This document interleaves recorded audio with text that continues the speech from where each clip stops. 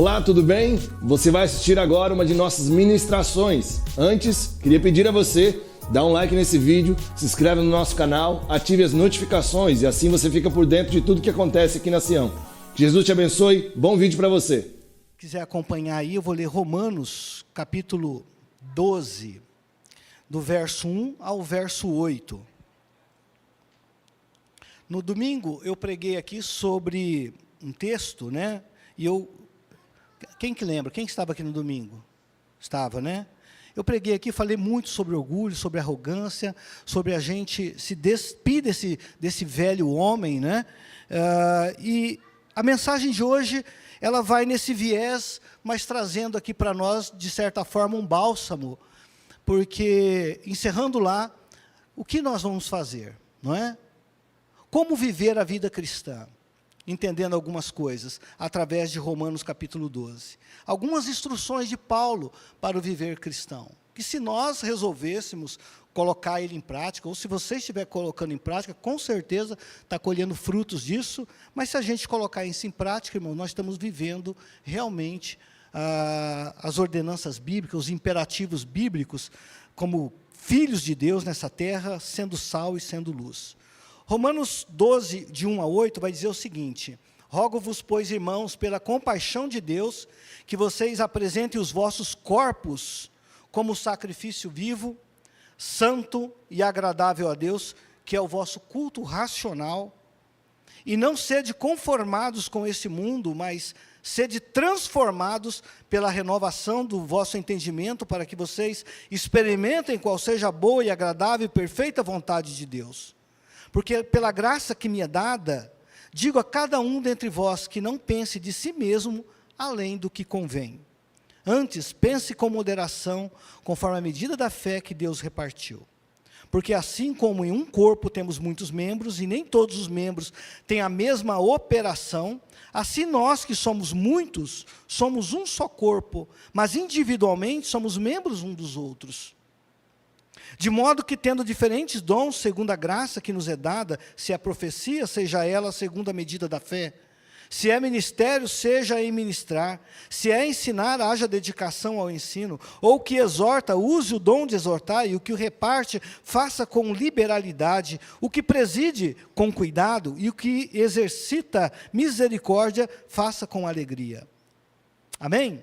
Até aí. Na realidade, nós vamos ler todo o capítulo 12, né? Eu vou aqui lendo e quero comentar algumas coisas que podem nos ajudar aqui essa noite, na nossa caminhada cristã. Tá bom? No verso 2, o apóstolo Paulo diz para nós não nos conformarmos com esse mundo. Não se engane, esse mundo tenta colocar você em uma forma. A forma dele. E o apóstolo Paulo diz, vocês não devem tomar a forma do mundo, não se conformarem à forma do mundo. Todo mundo entende essa linguagem. Basta você colocar um pão, uma massa de pão, que você quer assar dentro de uma forma, ela vai ceder e vai tomar aquela forma ali, não é? Se você colocar numa vasilha redonda, redondo, retângulo, retângulo, quadrado, quadrado, e assim vai. Vai se moldar aquilo ali. É a mesma ideia. O mundo, irmãos, quer moldar a mim e a você na forma dele. E o apóstolo Paulo diz para que a gente resista a isso. Não vos conformem a esse mundo, mas transformem-se pela renovação da vossa mente. Não é simplesmente um desejo de não se conformar. Mas além de não se conformar, irmãos, é renovar a mente. E como é que eu renovo a mente? É pela palavra de Deus, é pela oração, é pela busca pelo Senhor. Eu vou renovando a minha mente. Tudo que é bom, tudo que é perfeito, tudo que é de boa fama, se há alguma virtude, se há algum louvor, a Bíblia diz, seja isso que ocupe o vosso pensamento. Você já notou quantas coisas passam pela nossa cabeça ao longo do dia? Quantos pensamentos? Quantas coisas, irmãos, ficam borbulhando na nossa mente o dia todo? Já foi feito testes e pesquisas com crianças, irmãos, que foram expostas, por exemplo, a filmes ou a desenhos com violência. Os desenhos mais antigos tinham muito disso, né? Desenho do Pica-Pau, do Tom e Jerry, tem muita pancadaria, né? Mas colocavam crianças para ver luta, guerra, por algum tempo, e depois liberavam elas. Essas crianças saíam chutando árvore, pauzinho, guerreando, atirando com o dedo. Sabe por quê? Porque a mente dela foi bombardeada com aquele tipo de informação.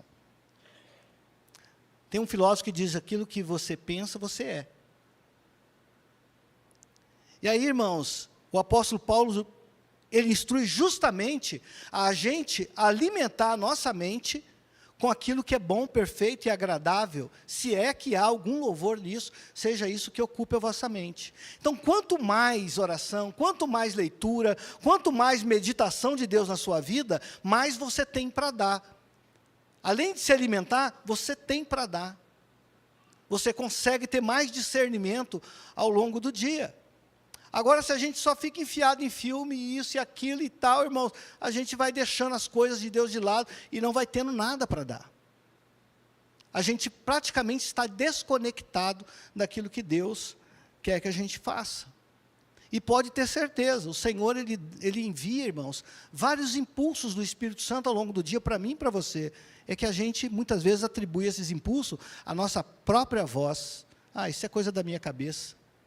E negligencia, por falta de discernimento e por falta de estar realmente conectado com a vontade de Deus. Quando o apóstolo Paulo escreve isso, irmãos, eu lembrei aqui que o apóstolo Paulo, em 2 Coríntios, principalmente depois do verso 3, não pensem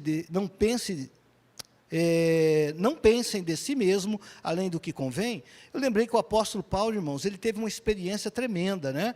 Ele foi até o terceiro céu. É o que ele conta. E quando ele fala sobre esse evento, em 2 Coríntios 12, a partir do 1, ele vai dizer o seguinte: conheço um homem, ele nem ousa falar quem era, mas é ele, né? Conheço um homem, se no corpo, não sei, se em espírito, não sei, Deus sabe, foi arrebatado até o terceiro céu, viu coisas inefáveis, que não é lícito ao mortal falar. Para que eu não me orgulhasse, não me ensoberbecesse, o Senhor me colocou um espinho na carne, a qual eu roguei 3 vezes para que ele tirasse. E ele disse não. E me disse: a minha graça te basta, porque o meu poder se aperfeiçoa na fraqueza. Já orou alguma vez, irmãos, e Deus disse não? Deus nunca tem que dizer sim, irmãos. Ele disse não para o apóstolo Paulo, disse não para Moisés, disse não para Abraão, disse não para um monte de gente. E vai continuar dizendo não, sempre com o interesse de nos abençoar. Então ele sabia, irmãos, vou colocar aqui para que ele não fique se achando da revelação. Mas a revelação foi importante, porque fez com que esse homem não considerasse a sua vida por preciosa. E aí ele escreve isso: não pense de si mesmo, além do que convém. E você conhece o apóstolo Paulo antes da sua conversão. Ele se achava muito. Mas aí Deus foi quebrando ele. E aí ele escreve isso: ninguém acha alguma coisa de si mesmo, além daquilo que convém. E aí, irmão, você já notou que à medida que o tempo passa, e se você for uma pessoa que ama a Deus, as pessoas, pela graça de Deus, você vai tendo uma percepção melhor a seu respeito. Você vai tendo uma percepção melhor. Se ainda não teve, irmãos, é bom parar e olhar para dentro. Como eu disse no domingo, olhar os outros é muito fácil. Perceber os defeitos na vida dos outros é fácil. Mas olhar para dentro é difícil. Fazer reflexões acerca dos seus próprios comportamentos é uma tarefa difícil. A gente não consegue falar muito sobre nós mesmos, mas sabemos falar muito sobre os outros. E aí, irmãos, se a gente realmente é sincero com Deus e busca melhorar, né, e busca querer se aprofundar nas Escrituras, conhecer mais esse Deus de perto, a ideia é que a gente vá diminuindo mesmo. Quanto mais eu conheço a Deus, menor eu fico. Você olha para Moisés, você olha para Isaías, você vê esse tipo de comportamento. Por exemplo, Isaías, Você olha Isaías nos primeiros capítulos, ele vai dizendo, ai de ti, ele começa a proferir juízos para as nações ao redor e vai proferindo. Quando chega no capítulo 6, ele tem uma experiência com Deus, e aí, depois dessa experiência, ele vai dizer, ai de mim, que eu vou morrer, porque os meus olhos viram o rei.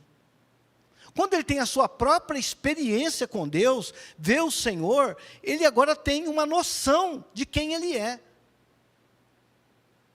Ele fala, eu sou pecador, ai de mim também. E aí você conhece o texto do capítulo 6, o Senhor purifica ele daquele mal, daquele pecado, ele confessa o seu pecado e ainda o comissiona, não é? Mas antes de comissionar, irmãos, Deus deixa ele ter uma noção de quem ele é. Ó, você é isso aqui, meu camarada. Não pense muito acerca de você não, que você é isso aqui.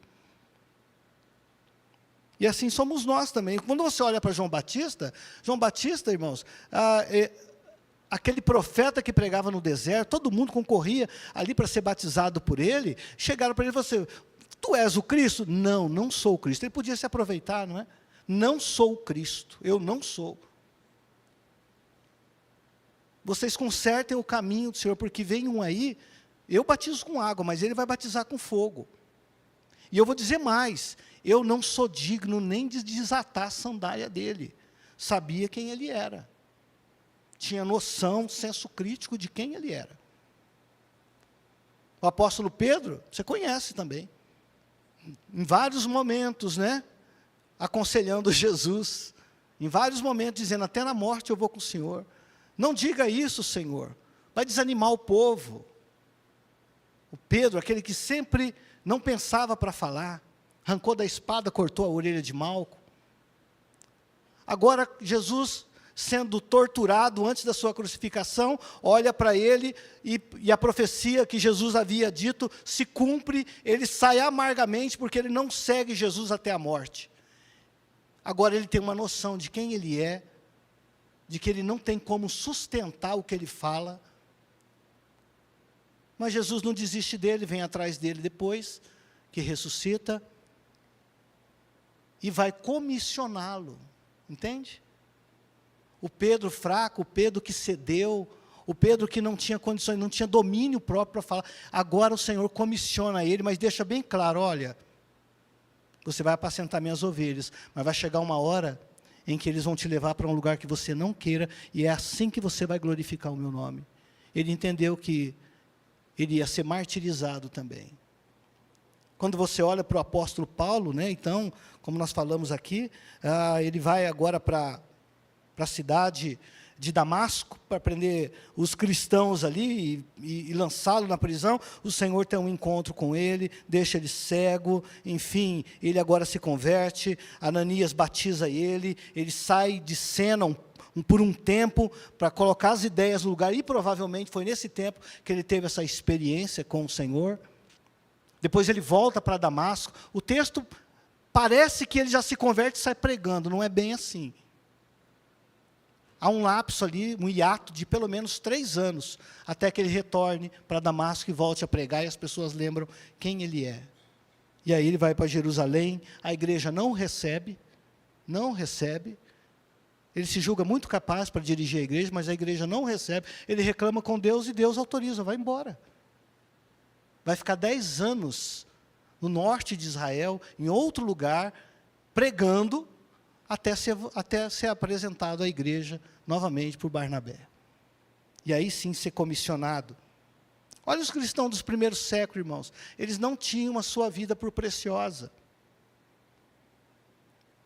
Você acha que eles morreram por uma mentira? Todos eles naquelas arenas, ou crucificados, irmãos, ou trucidados por animais, ou lutando, ou não lutando com gladiadores armados de mãos limpas, eram como ovelhas que foram enviadas para o matadouro. E há registros, irmãos, de que morriam glorificando a Deus, porque sabiam quem eram, sabiam que a vida por vir era muito melhor do que a que eles estavam vivendo. E assim somos nós, irmãos, nessa condição, ninguém é mais do que o outro, mas nós somos também com todos os nossos defeitos, com nossas limitações, somos comissionados. Do 4 ao 8, irmãos, antes de dar instrução para os crentes, o apóstolo Paulo fala dessa diversidade de dons. É a mesma ali, aproximadamente, do que 1 Coríntios 12 fala dos dons. Ou seja, irmãos, a igreja não é um membro isolado. Né? A figura do corpo, irmãos, demonstra isso. A igreja não é isolada. Ninguém vive isolado. Deus não chamou ninguém para viver sozinho e isolado. Aliás, quando a pessoa não frequenta uma igreja, se converte e se afasta da igreja, a tendência, irmãos, é que ele esfrie na fé. Ele precisa ouvir a palavra porque a fé vem pelo ouvir. Ele precisa congregar porque é ali onde ele recebe oração. É ali, irmãos, onde ele também ora. É ali que o Senhor ministra ao coração dele e ele se alimenta ali. Deus, irmãos, estabeleceu essa unidade através do corpo, o qual ele é o cabeça. Então, os dons, irmãos, que são listados, são para o uso da igreja. Sim, os de fora também, mas mais para a igreja, para a edificação do próprio corpo. E quando o apóstolo explica essa unidade do corpo, irmão, ele vai dizer que não há nada nesse corpo que não seja útil.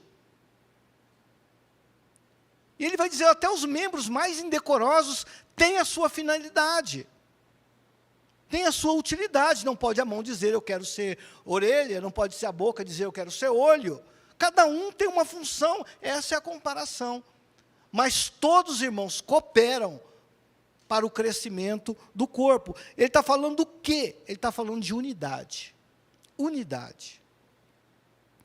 Uma igreja travada, irmãos. Uma igreja travada é uma igreja que enfrenta desunidade. Unidade tem poder.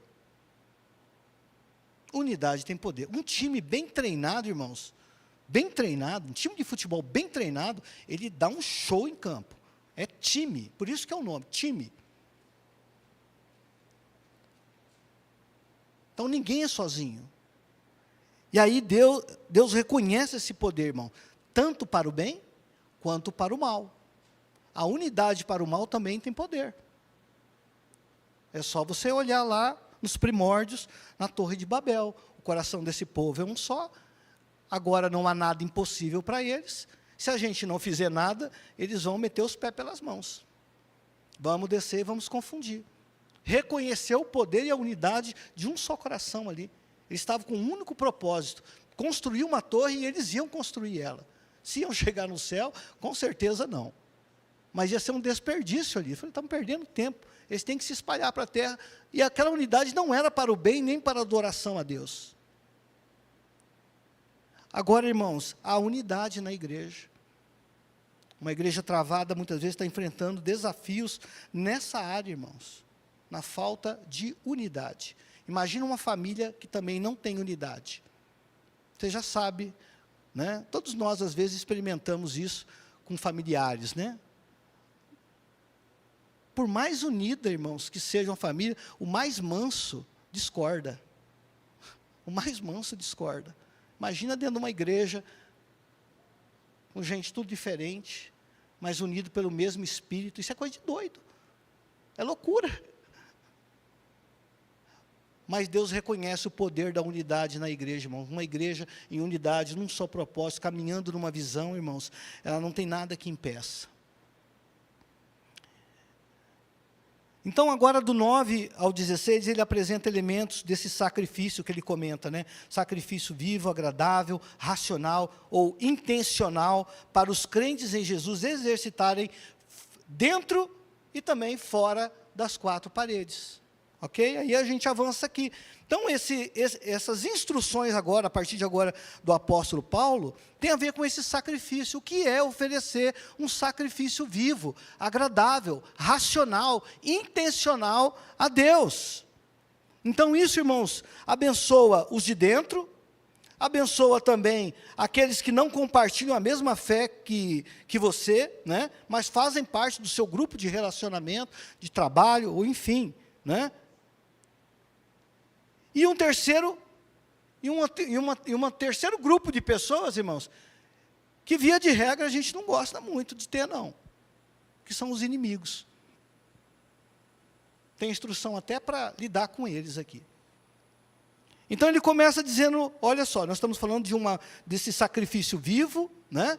Apresentei os vossos corpos como sacrifício vivo, santo, agradável a Deus, que é o vosso culto racional. Culto racional, irmãos, não é só culto na igreja. Culto racional é o seu testemunho no dia a dia. É a forma como você se relaciona com pessoas. Eu tenho batido nessa tecla. É relacionamento. Não adianta dizer, eu me relaciono com Deus e não me relaciono com ninguém. Porque no domingo eu disse isso é loucura para Deus. Vocês dizem que me amam e vocês não me veem, e não amam o seu irmão a quem vê. Então, o culto a Deus, irmãos, está atrelado ao culto na horizontal com as pessoas. E o que é culto na horizontal? É a forma como eu me relaciono com elas, em santidade, em amor. É a forma como eu relaciono. Isso, irmãos, é culto. Trabalho, no trabalho, é um culto. A forma como eu relaciono, como eu faço as minhas entregas dentro do trabalho, é culto. Nós não estamos isentos. Tudo na nossa vida, irmãos. Não tem isso aqui fora, ou lá dentro, né? Ou aqui dentro da igreja, e lá no meu trabalho é uma coisa. É culto. Então vamos lá. O que é esse sacrifício? O amor seja... Ô Jackson, avisa o Elson. Acho que ele quer conversar com o Elson. Tá? Amor seja não fingido. Aborrecei o mal e apegai-vos ao bem. Amor aqui, irmãos, é aferidor de medida. Quando você vai para Coríntios 13, capítulo 1, verso 7, é aferidor de medida. Então, apóstolo Paulo, em 1 Coríntios 13, ele vai falar de dons, vai falar de profecias, né? Vai falar de profecias, vai falar de línguas, e no final ele vai dizer o seguinte: mas o maior deles é o amor. O maior deles é o amor. Profecia vai cessar, línguas vão cessar, um monte de coisa ele diz, vai passar, vai acabar. Mas o que vai perdurar é o amor. Então a base, o aferidor de medida para esse sacrifício vivo, irmãos, é amar. Então, 1 Coríntios 13 coloca o amor como superior a todos os dons. Então, como aborrecer o mal e apegar-se ao bem? Né? Como ele diz no 9, o amor seja não fingido, aborreçam o mal e apegue-se ao bem. A resposta está nos versículos seguintes, que diz, verso 10, amai-vos cordialmente com amor fraternal, preferindo-vos em honra uns aos outros. Ó, preferindo-vos em honra uns aos outros. O que significa para você, né? É preferir o outro em honra. Principalmente num tempo, irmãos, em que há muita desonra. Não se respeita idosos, não é? Não se respeitam pais. Nós estamos vivendo um tempo de muita rebeldia. Mas qual é o comportamento da igreja? Porque aqui, irmãos, nós estamos tudo no mesmo nível. Coronel do exército que senta num banco, irmãos, ele está no mesmo nível que você aqui. Aqui dentro a patente dele não é muita coisa. É lá no quartel, lá ele tem a sua autoridade. No reino de Deus, irmãos, ele é uma ovelha e precisa ser pastoreado, como eu e você. Nós não estamos falando de riqueza, nada dessas coisas materiais. Nós estamos falando, irmãos, que no reino de Deus, todos nós aqui, ó, somos alvos da graça e da misericórdia de Deus. Não tem alguém com mais favor ou outro com menos favor de Deus. Então a gente prefere em honra uns aos outros. Por isso, irmãos, que o Evangelho pede para a gente tomar cuidado até com a consciência do mais fraco. Vai dizer que a tua comida, que a tua bebida não faça o outro pecar por quem Jesus Cristo morreu. Se a tua comida faz o outro pecar, deixa a tua comida. Se a tua bebida faz o outro pecar, deixa a bebida. Sabe por quê, irmãos? Porque nós estamos aqui, ó, unidos no mesmo corpo. E o Senhor espera que a gente honre isso. Se preocupe com aqueles de fé um pouco mais fracos, aqueles que ainda estão no leitinho, né? Aqueles que ainda estão crescendo na fé. Então, isso significa abrir mão do meu direito em prol do outro, ceder na minha posição, servir alguém abaixo da minha posição. Tem gente que não serve o outro porque o outro, não, isso aí é ele que tem que me servir, não é? Não, irmãos. Há muito tempo atrás, pelo menos uns 20 anos atrás, eu ouvi isso de uma professora. E ela falou, irmãos, que esse empresário fazia isso como exercício e prática de humildade. Ele estava, para se colocar no lugar dele, ele fazia isso de propósito, era para ele mesmo. Ele chegava mais cedo na empresa e ele ia limpar os banheiros dos funcionários. Isso é ele decidiu fazer isso, tá? Estou dizendo que você, a não ser que você queira, mas uma prática, um exercício. Ele fazia isso. As pessoas falam, mas você não precisa fazer isso. Eu tenho que ser o primeiro a dar o exemplo. Essa era a filosofia dele. Eu tenho que ser o primeiro a dar o exemplo. Então, ele cedia na sua posição, ele não usava da sua posição. Servir alguém, servir pessoas de outra posição. Qual é o texto que isso deixa claro para nós? É Filipenses, é o exemplo de Jesus, que deixou a sua glória e tomou a forma de servo. Né? Que vai dizer, de sorte que haja em vós, olha só, ele pede que haja em nós o mesmo sentimento que há em Cristo, que fez isso aqui, ó. Que sendo em forma de Deus, não teve usurpação ser igual a Deus, mas fez a si mesmo, de nenhuma reputação, tomando a forma de servo, fazendo-se semelhante aos homens, e achado na forma de homem, humilhou-se a si mesmo, sendo obediente até a morte de cruz. E a Bíblia vai dizer para mim, vocês têm o mesmo sentimento dele. Porque se não disser isso, irmão, a gente vai dizer o seguinte, mas é Deus. Mas a Bíblia está dizendo, vocês têm que ter esse mesmo sentimento, ó. Abrir mão do seu direito, do seu poder, da sua glória, em prol do outro. Em dado momento, ele deixa isso muito claro com os seus discípulos, ele pega uma bacia e sai lavando os pés de todo mundo, e vai perguntar, vocês entenderam o que eu fiz? Depois que passa por Pedro, né, consegue passar por Pedro, Pedro não queria, né, lavar o pé, depois queria tomar banho, Jesus falou que não precisava. Vocês entenderam o que eu fiz? Eles ficaram olhando para Jesus e falou, aí Jesus explica, vocês me chamam de Senhor, né, e Mestre, eu sou.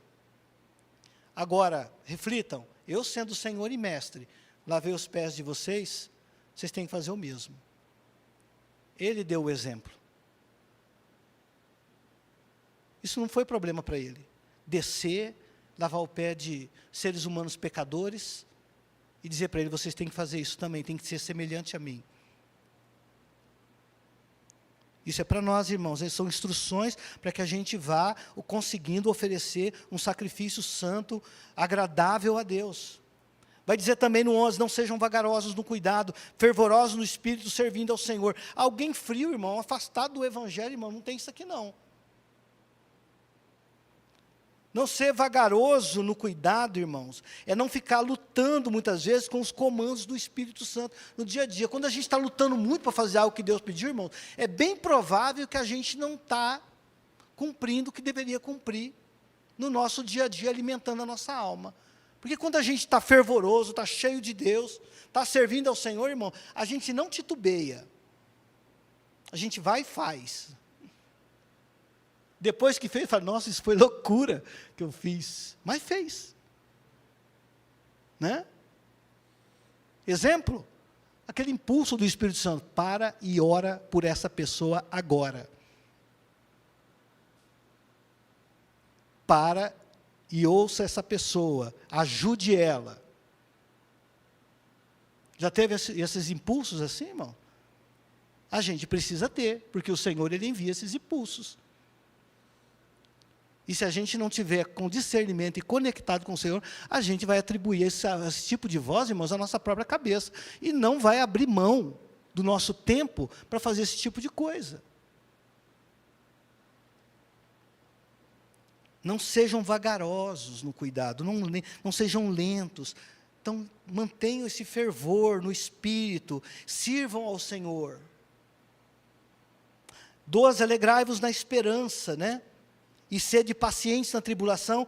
3 coisas aqui, persevere na oração, 3 coisas. Paulo relembra da bendita esperança. O que é esperança para nós? A esperança para nós é a bendita vinda de Jesus, não é isso?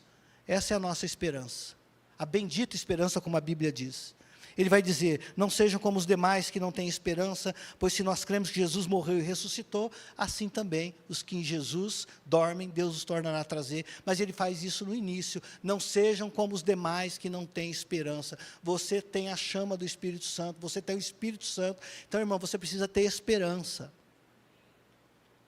precisa erguer a cabeça, precisa se animar. Eu disse isso para uma pessoa, não adianta você ficar desanimado, porque a Bíblia vai dizer também que se você se mostrar frouxo no dia da adversidade, a sua força vai ser pequena. O desânimo fecha o nosso leque de possibilidades. Então tenha esperança.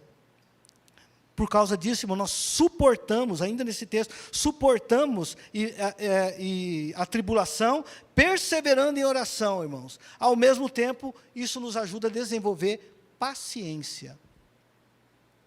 Se você pedir paciência para Deus, o que Ele vai fazer? Alguém sabe? Isso, Ele vai abrir sua cabeça, vai descer uma luz com paciência e vai te dar. Não. Quando a gente ora muito, Senhor, eu preciso de muita paciência, irmão, vai vir só tribulação. Porque como é que você vai aprender, se não vier? Como é que você vai exercitar? Cuidado com o que você pede. Porque o Senhor, irmão, é muito didático com a gente. Por causa disso, suportamos tribulação, perseveramos na oração, ao mesmo tempo que a gente desenvolve, então, a paciência. O 3 vai dizer, comunicar aos santos, eu já estou quase encerrando, né, as suas necessidades, seguir hospitalidade, sacrifício santo e agradável a Deus. Estejam atentos aos que passam por necessidade, tanto no vosso meio, né, no nosso meio aqui, a gente, graças a Deus, temos cuidado disso através de ação social, e os irmãos aqui dessa igreja, eles são muito generosos e contribuem, e a gente pode abençoar, não só os de dentro, mas abençoar também os de fora. O 14, abençoe os que vos perseguem. O negócio começa a ficar ruim aqui. Porque a Bíblia diz, abençoe os que vos perseguem, abençoai, e não amaldiçoe. Ele lembra isso, porque a tendência natural nossa, irmãos, é justamente querer juízo para o indivíduo que persegue a gente. O Senhor quer que a gente ore e mande descer fogo do céu e mate todo mundo, Jesus? Ele falou, não foi para isso que eu vim. Vocês não sabem o que vocês estão pedindo. Estavam aprendendo, não é?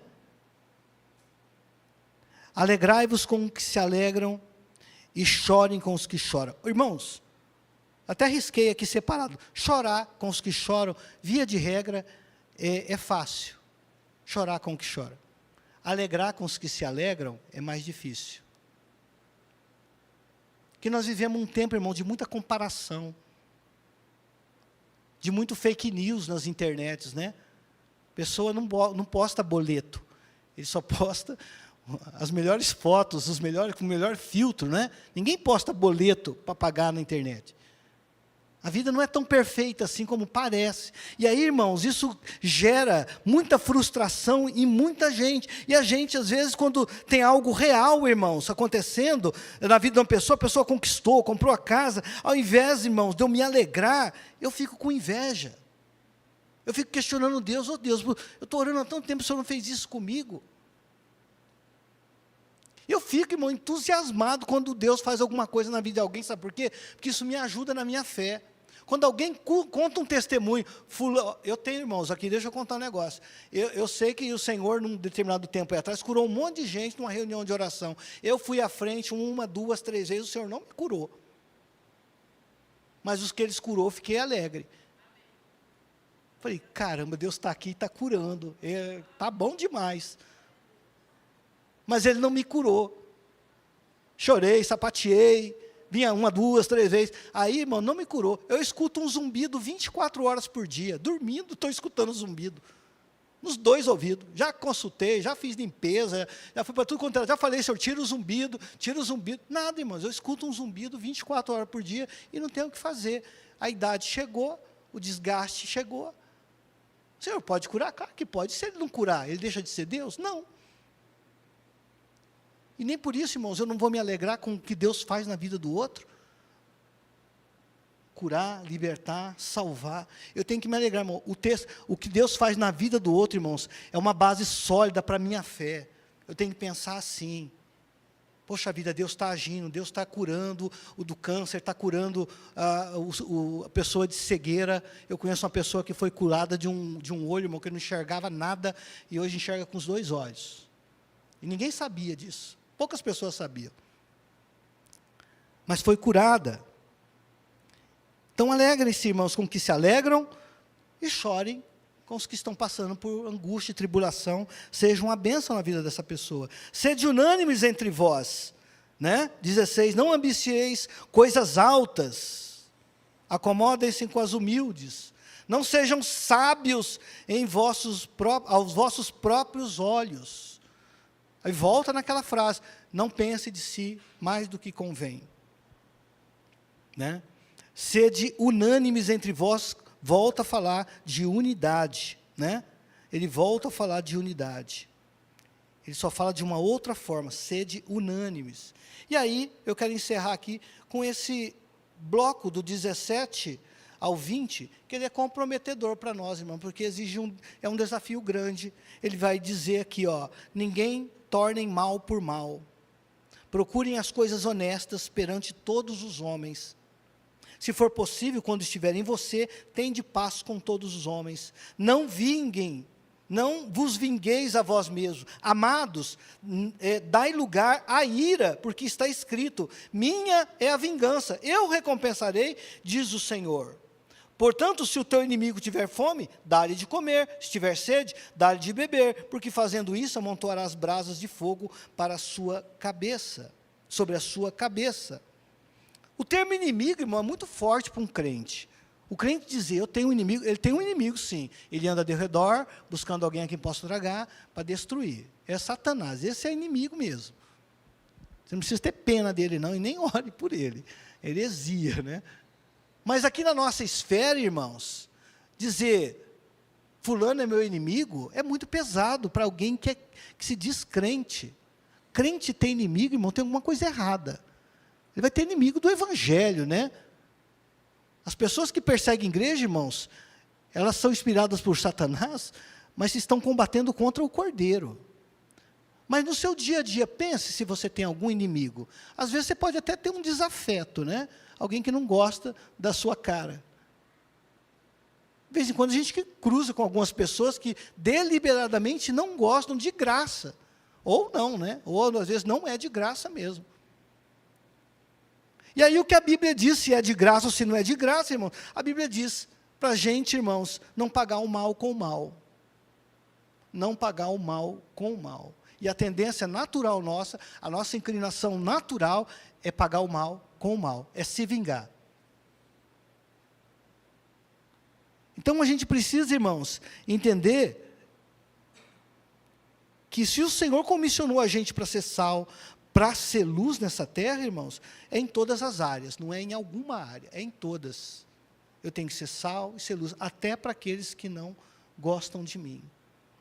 Né? Segundo a Reis 6, tem um episódio mais ou menos que ilustra isso aqui. Aliás, ilustra isso aqui, porque na realidade tinha um rei que queria fazer guerra com Israel, e toda vez que ele tramava uma forma de atacar Israel, o profeta Eliseu revelava para o rei de Israel o que estava para acontecer, e o rei de Israel se preparava, até o ponto que o inimigo, né, o rei que queria atacar, chamou os seus soldados de patente alta, falou, ó, tem alguém no nosso meio infiltrado, não é possível, tudo que a gente faz aqui, eles sabem lá. Aí um soldado falou o seguinte, não, é que eles têm lá Eliseu, até o que o Senhor faz no oculto do seu quarto, ele sabe. Aí tramaram capturar Eliseu, mandaram tropas para capturar. Quando chegaram no local onde Eliseu estava, o menino que estava com Eliseu, o moço, que era discípulo dele, viu e se apavorou, chegou para Eliseu e falou, estamos cercados, estamos ralados aqui, não tem jeito. Ei, menino, você não sabe de nada, Senhor, abre os olhos do menino. Quando abriu os olhos, ele viu que aquele exército que estava ali fora, tinha outro para o lado de fora, nos altos das montanhas, mas era o exército do Senhor, carros e cavalos de fogo. E aí Eliseu saiu ao encontro da tropa, pediu para o Senhor ferir eles de cegueira, feriu de cegueira, chegou para ele e falou, o que vocês estão procurando? Ah, a gente queria Eliseu, eu vou levar vocês até ele. E levou e colocou eles lá no meio de Samaria. Eles entraram em Samaria cega, aí Eliseu orou, pediu para eles abrirem os olhos. Quando abriu os olhos, eles estavam no meio de Samaria, cercados pelo exército de Israel. E o rei falou assim para Eliseu, eu posso matá-los? E Eliseu disse o seguinte, não, você mata aqueles que você capturar, mas esses aqui não. Esses aqui você vai servir eles. E diz que alimentou os soldados inimigos e despediu eles em paz. Por causa dessa ação, aquele rei deixou de atacar Israel.